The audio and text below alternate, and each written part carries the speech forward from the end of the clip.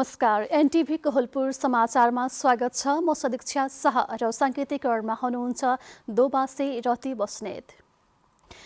थुप्रै अप्ठ्यारा र अभावसँग जुधिरहेको कर्णालीले मुलुकको जीडीपीमा कति योगदान गर्छ?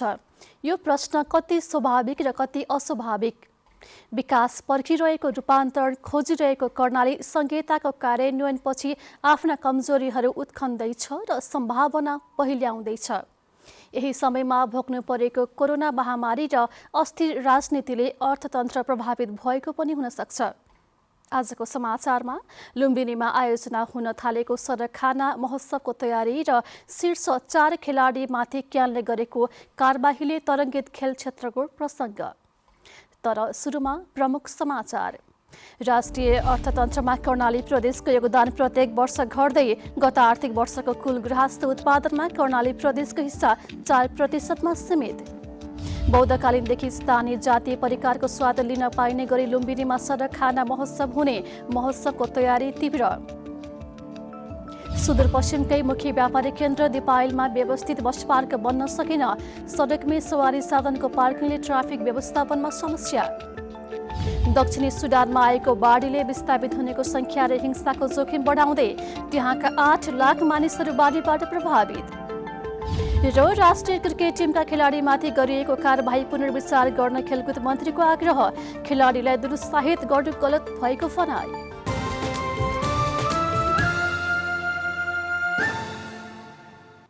समाचार अब विस्तारमा। आज शुक्रबार न्युज ट्रेनको फरक प्रसङ्गमा स्वर्गद्वारीका बटुकहरूको जीवनशैलीलाई समेटेका छौँ। धार्मिक पर्यटनको उपयुक्त गन्तव्य प्युठानको स्वर्गद्वारी आश्रममा रहेको गुरुकुलमा अध्ययन गर्ने बटुकहरू चिसो छल्न दाङ छरेका छन्। हरेक वर्ष मङ्सिर, पुष र माघ महिना उनीहरू दाङको देउखुरीमा झरेर अध्ययन गर्ने गरेका छन्। यस वर्ष पनि चिसो छल्न देउखुरी झरेका बटुकहरू नियमित पढाइमा व्यस्त छन्।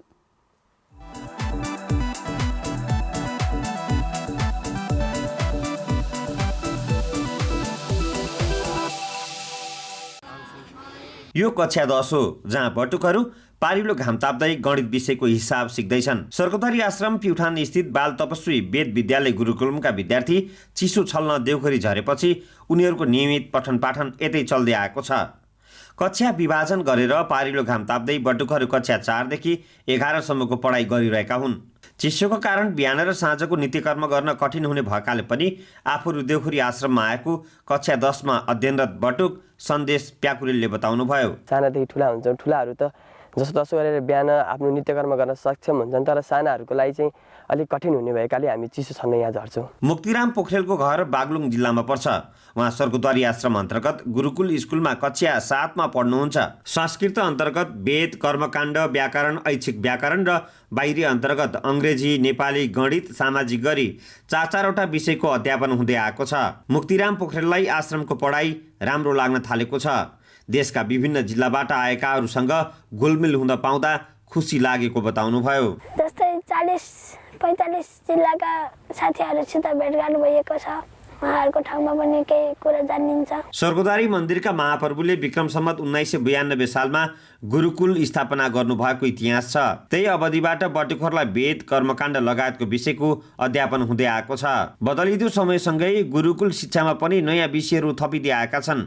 विज्ञान बाहेक नेपाली, अङ्ग्रेजी, गणित र सामाजिक विषयको पनि पढाइ हुँदै आएको छ। कक्षा 4 देखि 11 सम्म अहिले 86 जना बटुकले अध्ययन गर्दै आएका छन्। माध्यमिक तहको पढाइ सकेर विद्यार्थीहरू अन्य विद्यार्थी सरह अध्ययन गर्न पाउने गुरुकुल विद्यालयका प्राचार्य मधुसूदन ढुङ्गानाले बताउनुभयो। संस्कृत पढ्नेले कर्मकाण्डमा पूजापाठमा मात्रै जानुपर्छ भन्ने एउटा नियत छैन। त्यसलाई सङ्कोचमा राखेको छैन। नेपाल सरकारले पनि जस्तो 10 सम्म अङ्ग्रेजीलाई अनिवार्य राखेको छ, गणित छ, सामाजिकहरू छ।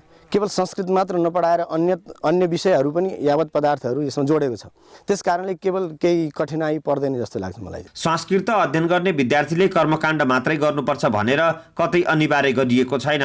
गुरुकुलको शिक्षाले बालबालिकालाई अनुशासित राख्दै आध्यात्मिक ज्ञान आर्जन गरेर संस्कारिक जनशक्ति उत्पादन गर्न समेत मद्दत पुग्ने देखिन्छ। दशरथ घिमिरे, नेपाल टेलिभिजन, लुम्बिनी प्रदेश, दाङ।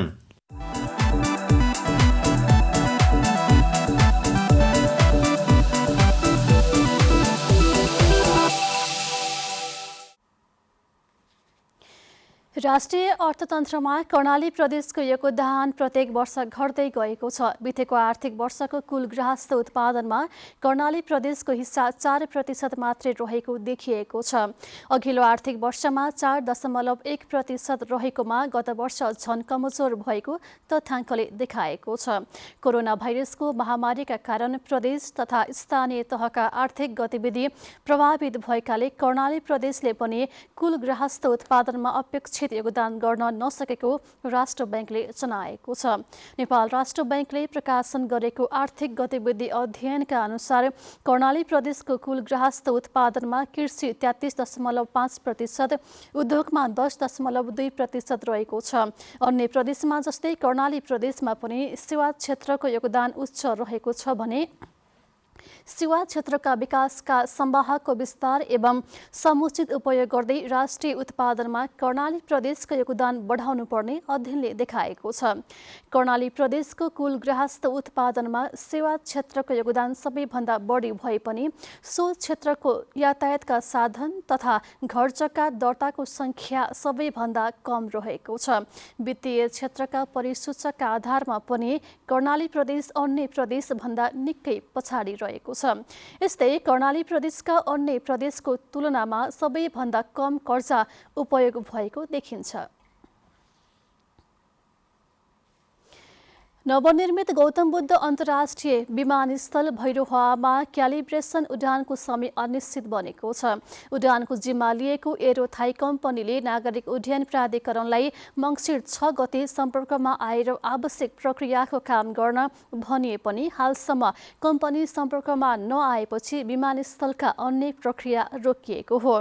एरो थाई कम्पनीले क्यालिब्रेसन उडानको लागि काम सुरु गर्न आउने मितिको जानकारी दिए पनि सम्पर्कमा नआएको र थप जानकारी नभएका कारण ढिलाइ हुने भएको प्राधिकरणका प्रवक्ता देवचन्द्रलाल कर्णले बताउनुभयो।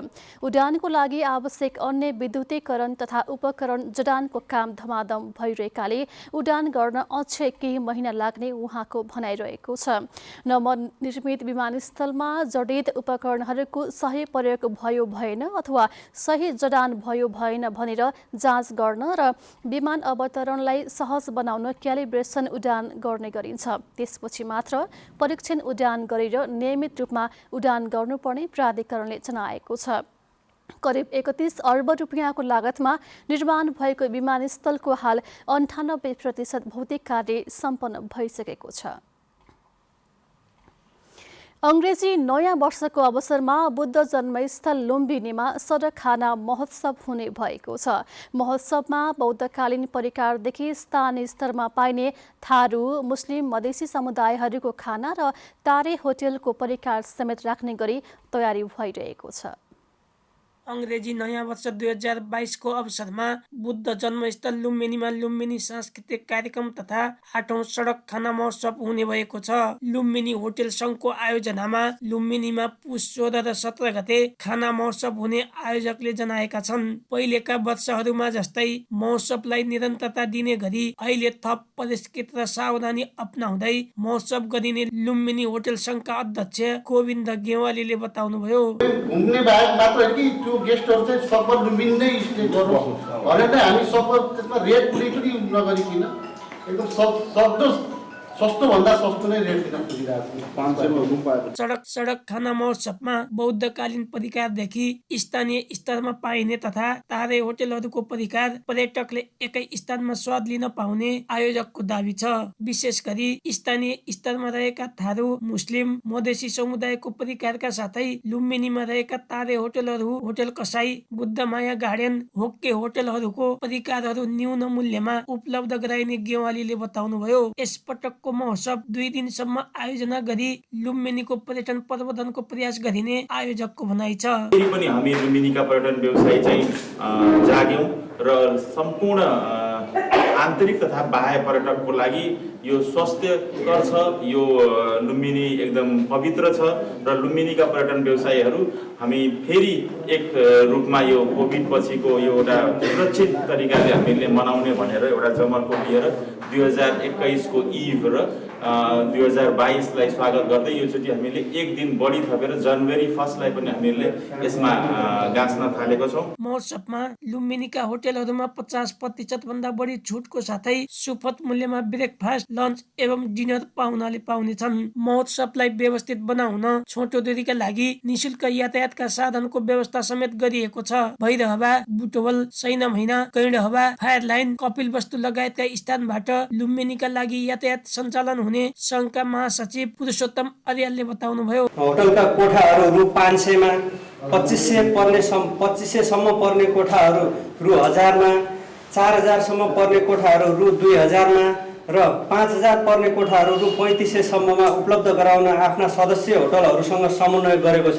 त्यस्तै महोत्सवमा नौमती बाजा, पञ्चे बाजा, बिरहा, थारू, झुम्राका साथै आधुनिक पप डीजे गीत संगीतको पनि प्रस्तुति हुनेछ। महोत्सव अवधिभर लुम्बिनीका होटलहरूले कोठामा पनि विशेष छुट दिएका छन्। महोत्सवमा भारतीय पर्यटकको आगमन राम्रो हुने अपेक्षा छ। त्यस्तै स्वदेशी सहित तेस्रो मुलुकलाई पनि प्राथमिकतामा राखिएको छ।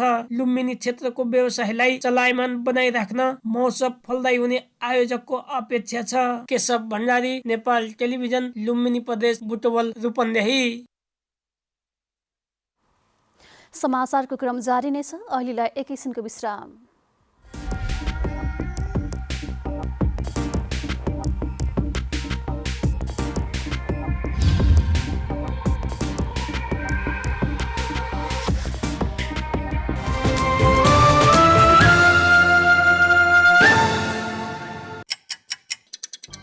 हर घड़ी, हर प्रहर,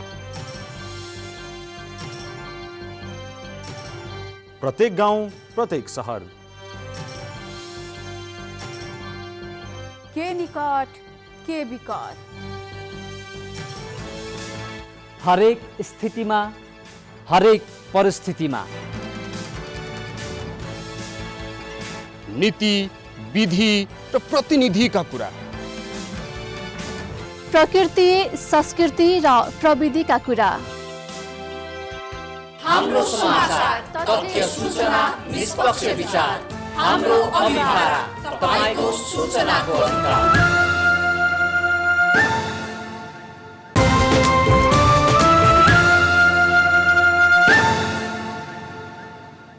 विश्रामपछि समाचारमा पुनः स्वागत छ। अब बाँकी समाचार।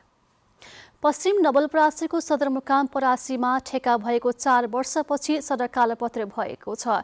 ठेकेदार कम्पनीलाई सरकारले अन्तिम पटक म्याद उपलब्ध गराएपछि सदरमुकाम परासीको झरही खोलादेखि बुद्ध चोक हुँदै मन्जरिया चोकसम्म सडक कालोपत्रेको काम भइरहेको छ। संघीय सरकारको सघन शहरी तथा भवन निर्माण आयोजना मार्फत 16 करोड 94 लाखको लागतमा सडक निर्माणको ठेक्का गौरी पार्वती निर्माण सेवा काठमाडौँले पाएको थियो। सडकको सबै काम सक्न ठेकेदारलाई यसै वर्षको चैतसम्मको समय सरकारले उपलब्ध गराएको रामग्राम नगरपालिकाका इन्जिनियर सतीश गुप्ताले बताउनुभयो। सडक नबन्दा जनतालाई शास्ति भइरहेको बताउँदै नगरपालिकाले समयमै सडक बनाउन पटक पटक ताकेता गर्दै आएकोमा बल्ल निर्माण कार्यले गति लिएको गुप्ताको भनाइरहेको छ। ठेक्का पाएको 4 वर्षसम्म ठेकेदारले काम नगर्दा परासी बजार धुलाम्मे सडकले कुरू भएको थियो। यसअघि स्थानीयले सडक बनाउन माग गर्दै रामग्राम नगरपालिका घेराउ समेत गरेका थिए। पुरानो क्षेत्रीय सदरमुकाम दिपायलमा अहिलेसम्म व्यवस्थित बस पार्क बन्न सकेको छैन। सुदूरपश्चिमको प्रमुख व्यापारिक केन्द्रको रूपमा समेत रहेको दिपायलमा व्यवस्थित बस पार्क नहुँदा सवारी साधनको व्यवस्थापनमा समस्या भइरहेको छ। पिपल्ला बजारको छेउमा निर्माण गरिएको बस पार्क सानो भएपछि अहिले सवारी पार्किङ गर्ने ठाउँ नभएको चालकहरूले बताएका छन्। सवारी साधनको चाप बढी भएकाले यात्रुलाई बीच सडकबाटै गाडीमा चढाउने र झार्ने गरिएको शैलेश्वरी यातायात प्रणालीका कार्यालय प्रमुख प्रेम बहादुर रावलले बताउनुभयो। सानो बस पार्कमा 4-5 वटा गाडी राख्दा भरिने भएपछि अन्य सवारीहरू सडकमै राख्ने गरिएको उहाँको भनाइरहेको छ। राजमार्गमा सवारी राख्दा अछाम, बाजुरा, डडेलधुरा जाने सवारी साधनलाई समस्या भएको छ। राजमार्ग भएर साना ठुला गरी दैनिक 500 भन्दा बढी सवारी आउजाउ गर्ने गरेको जिल्ला ट्राफिक प्रहरी कार्यालय दिपायलले जनाएको छ। बस पार्क नहुँदा अधिकांश सवारी साधन सडकमै राख्ने र त्यसले ट्राफिक व्यवस्थापनमा समस्या हुँदै आएको जिल्ला ट्राफिक कार्यालय दिपायलका केशव बहादुर खड्काले बताउनुभयो। भएको बस पार्क सानो र साँघुरो हुँदा दिपायलमा सवारी साधनको व्यवस्थापनमा समस्या हुँदै आएको छ। सवारी दुर्घटना बढाएको छ भने सहर पनि कुरूप बनेको छ। आज हामीले दिपायल क्षेत्रमा सवारी व्यवस्थापनका लागि कसले के गर्नु पर्ला भनेर त्यहाँका नागरिकलाई सोधेका छौँ। हेरौँ आजको आवाजमा।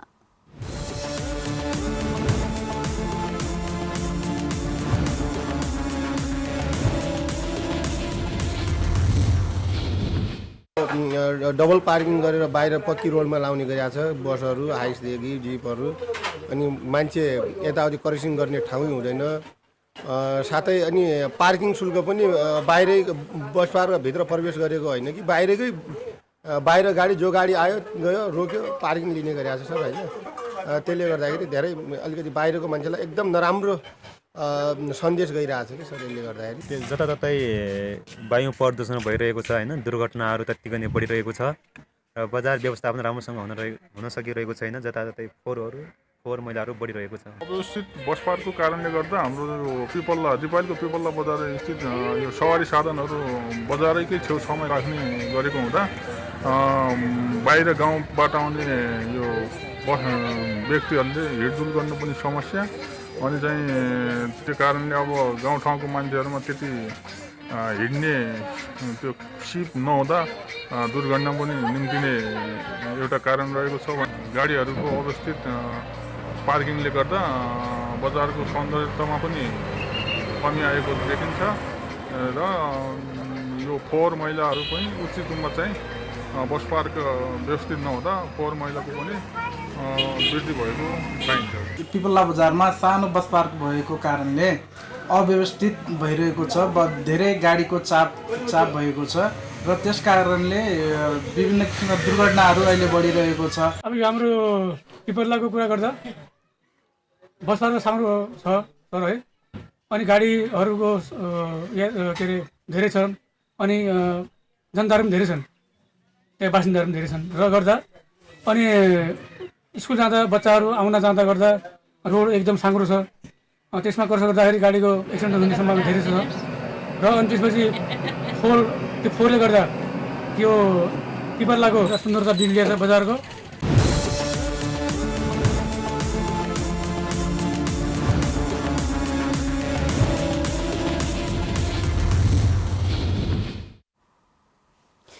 अख्तियार दुरुपयोग अनुसन्धान आयोग बुटवल कार्यालयले रूपन्देहीको सिद्धार्थनगरमा एक वडा सचिवलाई घुस रकमसहित पक्राउ गरेको छ। सिद्धार्थनगर नगरपालिका वडा नम्बर 4 का वडा सचिव मोहम्मद सिद्दिकीलाई सेवाग्राहीसँग 3,000 घुस रकम लिँदै गर्दा अख्तियारले टोलीले पक्राउ गरेको हो। सेवाग्राहीसँग विवाह दर्ता सहज रूपमा गरिदिने भन्दै 3,000 घुस लिँदै गर्दा वडा सचिव सिद्दिकीलाई कार्यालयबाट नै पक्राउ गरिएको र घटनाका बारेमा थप अनुसन्धान भइरहेको अख्तियार दुरुपयोग अनुसन्धान आयोग बुटवलका सूचना अधिकारी जयराम श्रेष्ठले जानकारी दिनुभयो। समाचारको क्रम जारी नै छ, एकैछिनको विश्राम।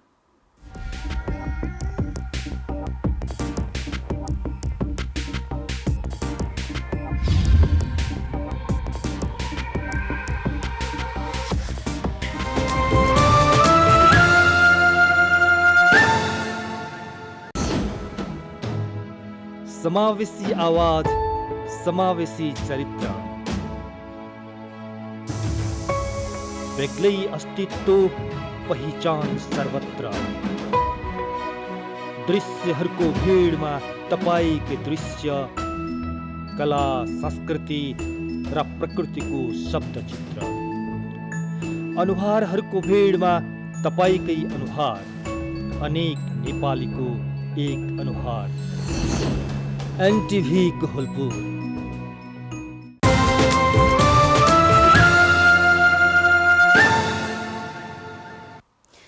तपाईं एनटिभी कोहलपुर हेर्दै हुनुहुन्छ। अब बाँकी समाचार। नेपालमा आज 269 जनामा कोरोना भाइरस संक्रमण पुष्टि भएको छ। 7,691 जनामा PCR परीक्षण गर्दा 269 जनामा कोरोना पोजिटिभ देखिएको स्वास्थ्य तथा जनसङ्ख्या मन्त्रालयले जनाएको छ। यस्तै 1,325 जनामा एन्टिजेन परीक्षण गर्दा 5 जनामा संक्रमण देखिएको हो। यो सँगै नेपालमा PCR विधिबाट गरिएको परीक्षण अनुसार कोरोना संक्रमितको संख्या 8,25,445 पुगेको छ। देशमा आज 270 जना संक्रमण मुक्त भएका छन्। नेपाल कोरोना निको हुने दर 97.9 रहेको मन्त्रालयले जनाएको छ। आज 3 जनाको मृत्यु भएको छ। नेपालमा कोरोना संक्रमणबाट ज्यान गुमाउनेको संख्या 11,570 पुगेको छ। सक्रिय संक्रमितको संख्या 5,522 रहेको छ। अब अन्तर्राष्ट्रिय समाचार।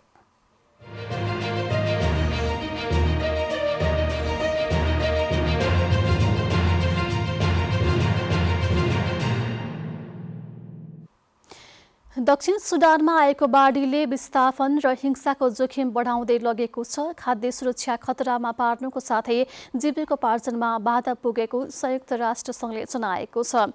गत मे यता देशका करिब 8,35,000 मानिस बाढीबाट प्रभावित भएको संयुक्त राष्ट्रिय सङ्घीय मानवीय मामिला समन्वय कार्यालयले जनाएको छ। प्रभावित भएका मध्ये 80% भन्दा बढी जोङ्ले, एकता र माथिल्लो नाइल राज्यका रहेको कार्यालयले जनाएको हो। तेलको धनी राज्यको राजधानी बेल्ट्युले 6 दशकमा सबैभन्दा खराब बाढीको सामना गरेको छ। पछिल्लो 11 महिनामा दक्षिण सुडानमा मानवीय एजेन्सीहरूले 6,19,000 मानिसलाई खानपानको व्यवस्था गरेका छन् र लगभग 4,77,000 मानिसहरूलाई आपतकालीन पानी, सरसफाई र स्वच्छता राहत वितरण पनि गरेका छन् भने 2,27,000 मानिसलाई स्वास्थ्य सेवा उपलब्ध गराएको कार्यालयले जनाएको छ। जापानको ओसाकामा रहेको एउटा भवनमा आग लागे हुँदा 27 जनाको ज्यान गएको आशंका गरिएको छ। दमकल विभागका कर्मचारीले आग लागीमा 27 जनाको ज्यान गएको हुन सक्ने अनुमान गरेका छन्। भवनको 4थो तलामा आगो लागेको बीबीसीले जनाएको छ। आगो लाग्नुको कारण भने खुलेको छैन। आगो नियन्त्रणको लागि 70 वटा दमकल खटाइएको थियो। 30 मिनेटमा आगो निभाइएको पनि जनाइएको छ। अब आर्थिक समाचार।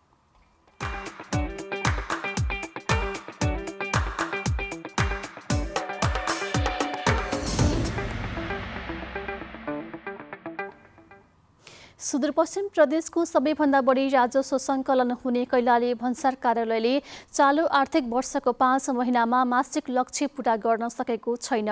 भन्सार कार्यालयका अनुसार कैलाली भन्सारको साउनदेखि मङ्सिरसम्मको मासिक लक्ष्य 4 अर्ब 61 करोडमा 3 अर्ब 93 करोड मात्रै राजस्व उठाएको छ। भन्सार कार्यालयले वार्षिक लक्ष्यलाई पूरा गर्न 6 महिनामा 50% प्रगति हासिल गरिसक्नुपर्ने भए पनि गत वर्षको तुलनामा व्यापार पनि नभएको र कोरोना महामारीको कारण व्यवसायमा असर पर्दा राजस्व सङ्कलनमा पनि प्रभाव परेको हुन सक्ने अधिकृत पन्तले बताउनु भएको छ। प्रमुख भन्सार अधिकृत नरबहादुर थापाले वार्षिक लक्ष्य नै यस वर्ष 44%ले बढाएको कारण पूरा गर्न मुस्किल भएको बताउनु भएको छ। थोरै प्रतिशत भए पनि खुला सीमानाकाबाट हुने राजस्व चुहावटको कारण पनि भन्सारको राजस्व सङ्कलनमा असर परिरहेको उहाँले बताउनुभयो। अब खेलकुद समाचार।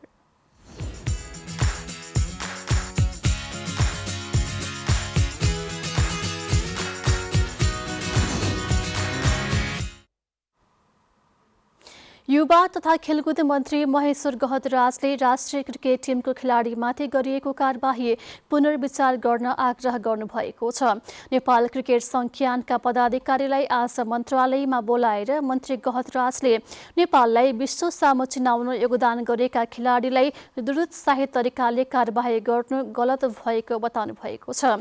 क्यानका अध्यक्ष चतुरबहादुर चन्दले आफूहरूले प्रमाण पुर्याएर खेलाडीमाथि कारबाही गरेको बताउनुभयो। राष्ट्रिय क्रिकेट टिमका कप्तान ज्ञानेन्द्र मल्लसहित 4 खेलाडीलाई क्यानले कारबाही गरेको छ। ज्ञानेन्द्र मल्ल, दिपेन्द्र सिंह ऐरी, सोमपाल कामी र कमल सिंह ऐरीले आज संयुक्त पत्रकार सम्मेलन गरेर आफूमाथि कारबाही गर्ने निर्णय पुनर्विचार गर्न र अभिभावकीय भूमिका खेल्न आग्रह गरेका छन्। मल्ल र उपकप्तान दिपेन्द्र सिंह ऐरीको जिम्मेवारी खोज्दै सोमपाल कामी र कमल सिंह ऐरीलाई सन् 2022 को सुरुवाती 6 महिना तलब नदिने निर्णय गरेको छ। क्यानको पछिल्लो कदमबारे प्रधानमन्त्री शेरबहादुर देउवाले समेत चासो देखाउनु भएको छ। अब मौसम।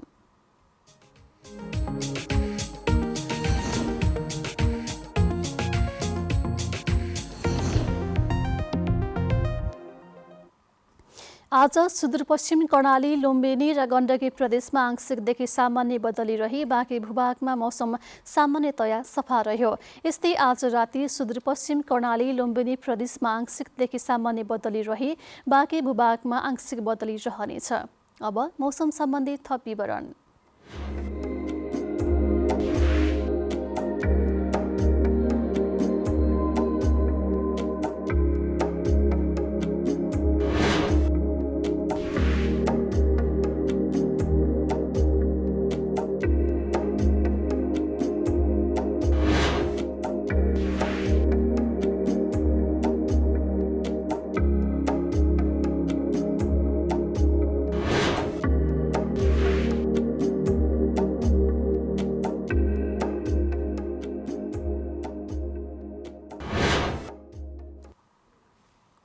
समाचारको अन्त्यमा प्रमुख समाचार पुनः एकपटक। राष्ट्रिय अर्थतन्त्रमा कर्णाली प्रदेशको योगदान प्रत्येक वर्ष घट्दै गत आर्थिक वर्षको कुल गृहस्थ उत्पादनमा कर्णाली प्रदेशको हिस्सा 4% सीमित। बौद्धकालीनदेखि स्थानीय जातीय परिकारको स्वाद लिन पाइने गरी लुम्बिनीमा सडक खाना महोत्सव हुने, महोत्सवको तयारी तीव्र। सुदूरपश्चिमकै मुख्य व्यापारिक केन्द्र दिपायलमा व्यवस्थित बस पार्क बन्न सकिन, समयमै सडकमै सवारी साधनको पार्किङले ट्राफिक व्यवस्थापनमा समस्या। दक्षिणी सुडानमा आएको बाढीले विस्थापित हुनेको संख्या र हिंसाको जोखिम बढ्दै, त्यहाँका 8 लाख मानिसहरू बाढीबाट प्रभावित। र राष्ट्रिय क्रिकेट टिमका खेलाडीमाथि गरिएको कारबाही पुनर्विचार गर्न खेलकुद मन्त्रीको आग्रह, खेलाडीलाई दुरुत्साहित गर्न गलत भएको भनाई।